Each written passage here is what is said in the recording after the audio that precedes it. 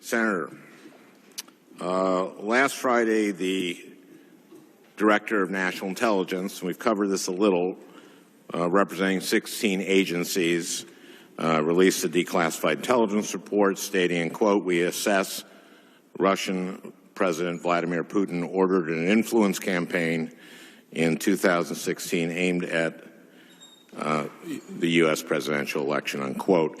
And yet, despite the consensus among our intelligence agencies, President-elect Trump has remained persistently skeptical.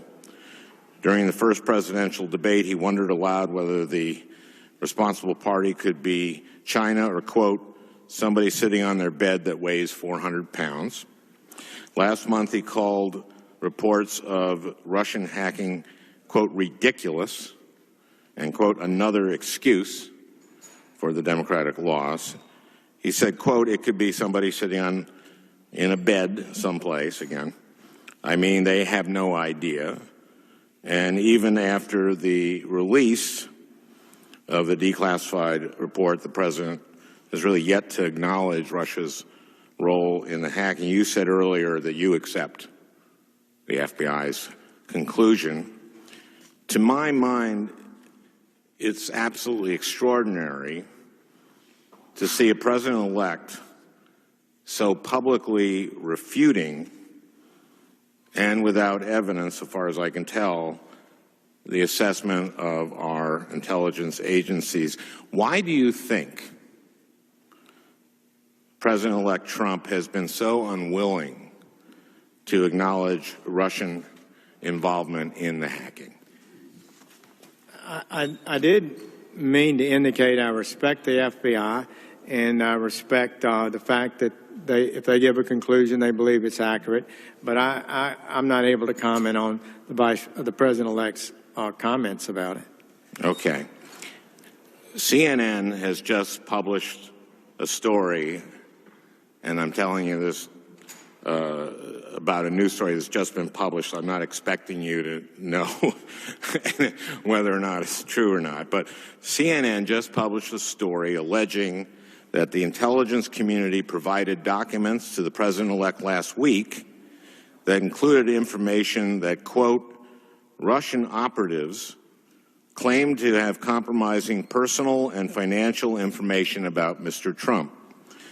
These documents also allegedly stated, quote, "There was a continuing exchange of information during the campaign between Trump surrogates and intermediaries for the Russian government." Now, again, I'm telling you this as it's coming out, so, you know. But if it's true, it's obviously extremely serious. And if there is any evidence that anyone affiliated with the Trump campaign communicated with the Russian government in the course of this campaign, what will you do? Senator Franken, I'm not aware of any of those activities. I have been called a surrogate at a time or two in that campaign, and I not have communications with the Russians, and I'm unable to comment on it. Very well. Without divulging sensitive information, do you know about this or know what compromising personal and financial information the Russians claim to have? Senator Franken, allegations get made about candidates all the time, and they've been made about President-elect Trump lots of times. Most of them, virtually all of them, have been proven to be exaggerated or untrue. I would just say to you that I have no information about this matter. I have not been in on the classified briefings, and I'm not a member of the Intelligence Committee. And so I'm just not able to give you any comment on it at this time. Okay, totally.